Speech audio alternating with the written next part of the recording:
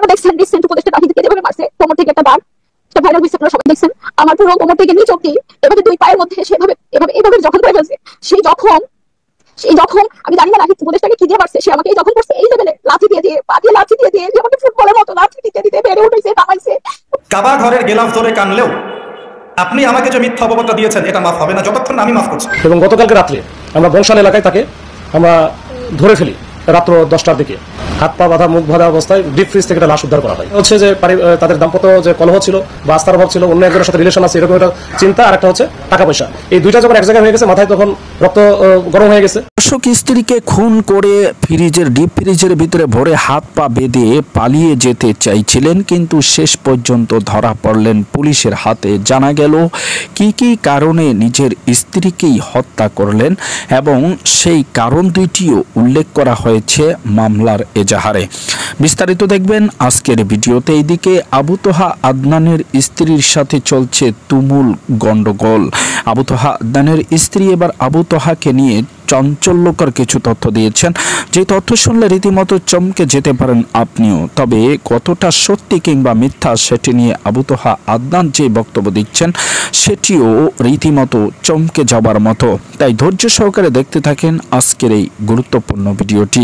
সম্পূর্ণ ভিডিওটি দেখার অনুটেকেই শুরু করছি, তো চলুন কথা না বেরিয়ে বিস্তারিত দেখে আসি আজকের ভিডিওর তথ্যচিত্র। কাবা ঘরের গেলাফ ধরে কানলেও আপনি আমাকে যে মিথ্যা অপবাদটা দিয়েছেন এটা মাফ হবে না যতক্ষণ না আমি মাফ করছি। রংপুরের আলোচিত ইসলামী বক্তা আবু তোহা মোহাম্মদ আদনানকে ঘিরে আবারও নতুন বিতর্ক শুরু হয়েছে।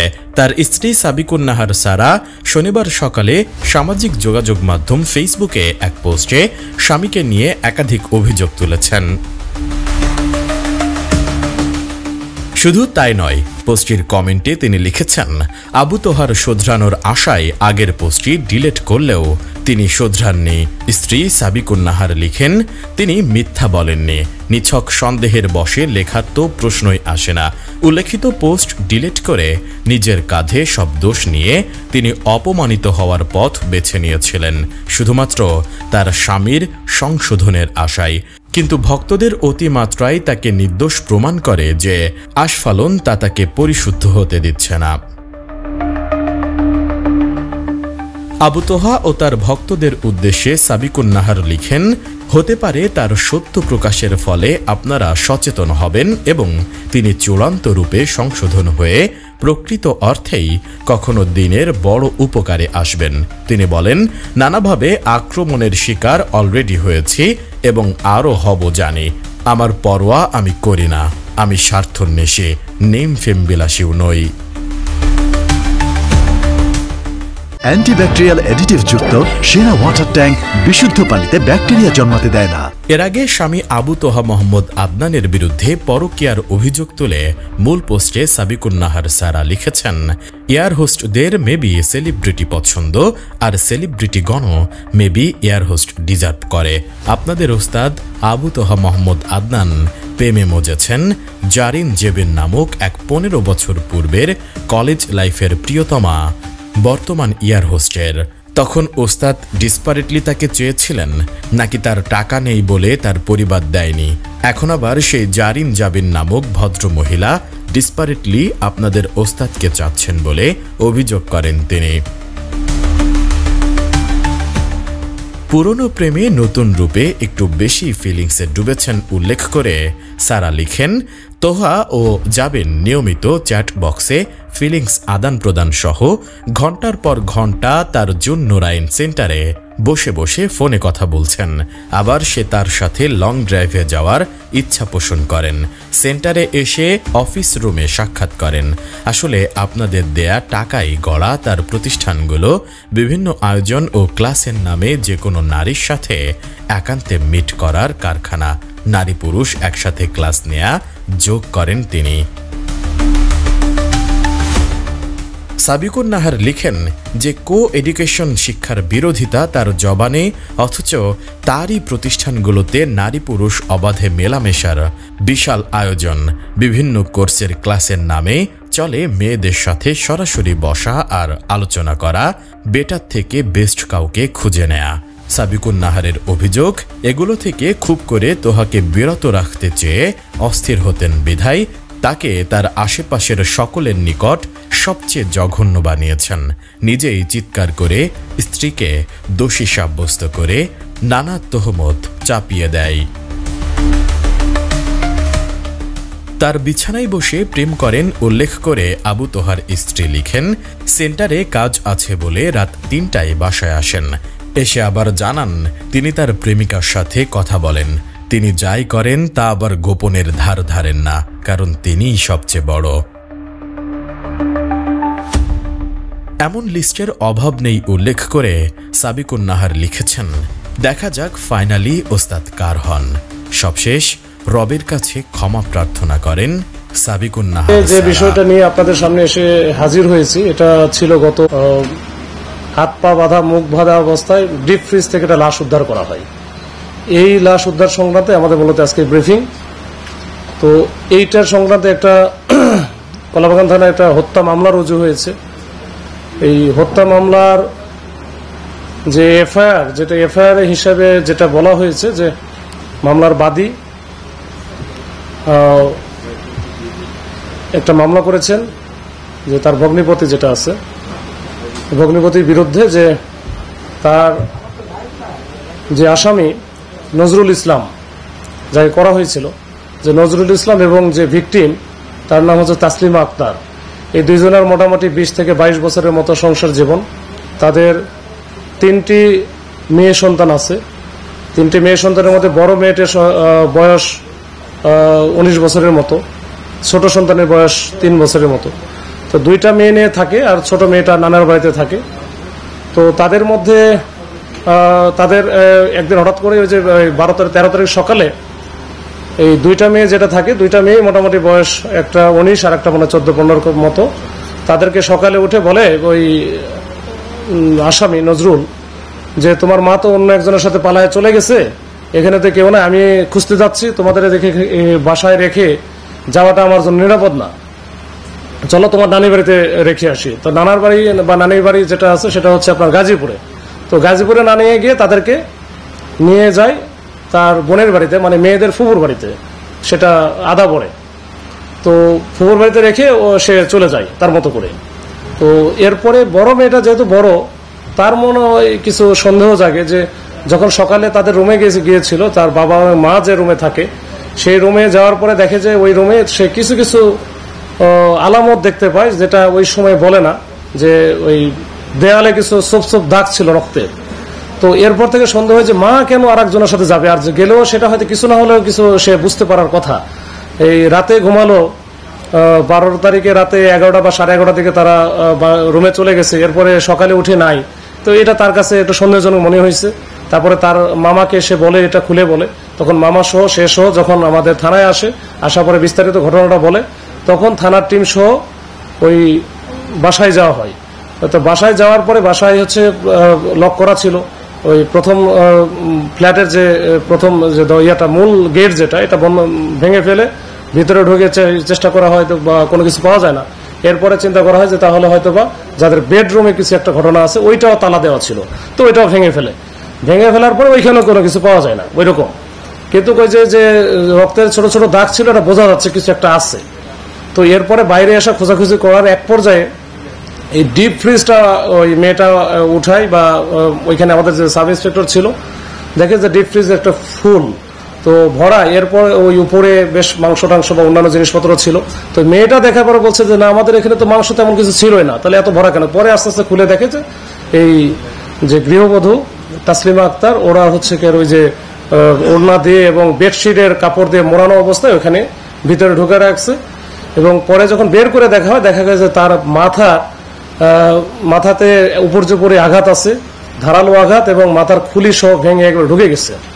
তো এই অবস্থায় তাকে ফেলে রাখা হয়েছে, যেহেতু তাদের বাবা তাদেরকে এই ফুপুর বাসা রাখার পরে আর নাই, পাওয়া যাচ্ছিল না, তার মোবাইল 2টা বন্ধ।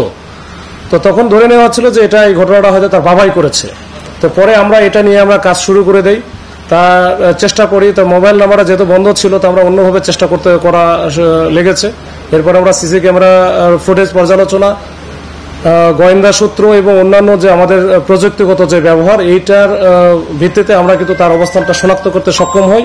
এবং গতকালকে রাত্রে আমরা বংশাল এলাকায় তাকে আমরা ধরে ফেলি রাত্র 10টার দিকে। তো ধরে ফেলার পরে তার কাছ থেকে প্রাথমিকভাবে আমরা সে স্বীকার করে সবকিছু, কিভাবে করেছে, কেন করেছে, এবং যেটা দিয়ে আঘাত করেছে, যে ধারালো যে দা টাইপের ছিল, রান্না টাইপের, সেটাও আমরা তার বাসা থেকেই উদ্ধার করি। উদ্ধার করার পরে সে যেটা বলেছে, এখানে মূলত আমার কাছে মনে হয়েছে 2টা কারণে সে এই কাজটা করেছে। একটা হচ্ছে যে তাদের যে পারিবারিক যে কলহ বা দ্বন্দ্ব, মানে পারস্পরিক যে বিশ্বাসের অভাব, সে মনে করতো যে তার মিসেস বা ওয়াইফ হতে কারো না কারোর সাথে হয়তো বা ইললিগ্যাল অ্যাফেয়ার্স আছে বা থাকতে পারে, এরকম তার একটা বেশ কিছু সন্দেহ ছিল অনেক আগের থেকেই। তো এইটা একটা বড় ধরনের সন্দেহ ছিল, এবং সেদিন যেদিন ঘটনা ঘটে ওই রাতে যখন সে বাসায় ফিরে, তখনও ওই লক নাকি 2টা খোলা ছিল, মানে যেটা তালা দেওয়া থাকছে তালা দেওয়া নাই। সে মনে করছে যে এখানে তো অন্য কেউ আসছিল। তো এটা নিয়ে তার সাথে চেঁচামেচিও করেছে।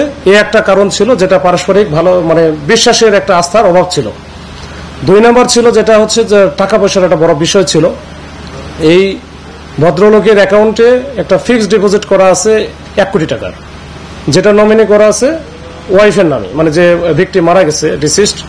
এবং আর একটা আছে যেটা 34 লক্ষ টাকা তার অ্যাকাউন্টে আছে, সেটা নর্মাল অ্যাকাউন্টে, ওইটারও নমিনি হচ্ছে এই তার ওয়াইফ। এখন তার বক্তব্য যে এই টাকাটা হস্তগত করার জন্য তাকেও যে কোনো সময় তার ওয়াইফ মেরে ফেলতে পারে, এরকম একটা বিষয়। মেরে ফেলতে পারে, মেরে ফেললে তখন তো নমিনি বা তার উত্তরাধিকার তো তার ওয়াইফই। তো এই একটা ধারণা থেকে সে চিন্তা করছে আমাকে মারার আগে আমি আগে মেরে ফেলি, বা এরকম একটা বিষয়। তো এই 2-2 4 যখন মিলে গেছে, একটা হচ্ছে যে তাদের দাম্পত্য যে কলহ ছিল বা আস্থার অভাব ছিল, অন্য একজনের সাথে রিলেশন আছে, এরকম একটা চিন্তা, আর একটা হচ্ছে টাকা পয়সা। এই 2টা যখন এক জায়গায় হয়ে গেছে, মাথায় তখন রক্ত গরম হয়ে গেছে। তখন রাত্রে 12টার পরে যখন ওনার ওয়াইফ, যখন এই যে আমাদের ডিসিস্ট যখন ঘুমাইয়া পড়ে, এই ঘুমন্ত অবস্থায় সে কিন্তু তার আগের থেকে রেডি করা ছিল দাটা নিয়ে আসা, উপর যে পরে কিন্তু সে কোপায়। তখন যখন কোপানোর পরে যখন সে মারা যায় বা মারা মনে করতেছে মারা নাও যাইতে পারে, তখন কিন্তু মুখটাও বেঁধে ফেলে, গামছাতে মুখ বেঁধে ফেলে। ওই তার যে বেডশিট ছিল এটাও পেঁচায় ফেলে। এরপরে লাশটা কোথায় রাখবে, মানে এটা গুম করবে না কোথায় নিয়ে যা রাখবে, এটা তখন আসলে সে বুঝে উঠতে পারতেছিল না। যখন ভোর হয়ে যাচ্ছিল, সকাল হয়ে গেলে তো এখন কোথায় নিয়ে যাবে, এখন ওনার ওজনও তো বেশ। তখন তার মাথায় হঠাৎ করে ভূত চাপে যে ঠিক আছে, এটা আমরা তার যে বড় ডিপ ফ্রিজ আছে, ডিপ ফ্রিজের ভিতরে ঢুকে ফেলি। তখন ডিপ ফ্রিজের ভিতরে ঢুকে ওর উপরে অন্যান্য যে মাছ বা মাংস বা অন্যান্য খাবার ছিল এগুলো দিয়ে সে রেখে দেয়। সকালে ওই প্ল্যানটা করে মেয়েদেরকে বোঝায় যে তার মা আসলে অন্য একজনের সাথে চলে যায়। এই হচ্ছে মোটা দাগে বিষয়। এইভাবে সে এই কাজটা করেছে। আমরা তাকে আমরা কোর্টে পাঠিয়ে দিচ্ছি। যদি স্বীকারোক্তিমূলক জবানবন্দি, যেটা সিআরপিসির 164 বলে, ওটার জন্য আমরা পাঠাবো। ওইখানে যদি সে স্বীকারোক্তি দেয় আমাদের কাছে যেটা বলেছে, তাহলে তো এটা মোটামুটি একটা ভালো অবস্থানে যাবে আমাদের তদন্তের দিক দিয়ে। তো এই হচ্ছে আমাদের আজকের ব্রিফিং এর মোদ্দা কথা।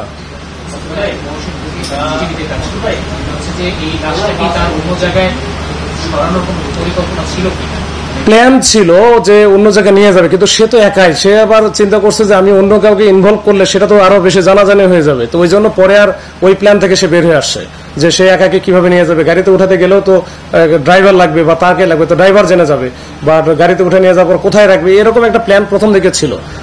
পরে যখন আর পারে নাই, তখন কিন্তু এই কাজটা করছে।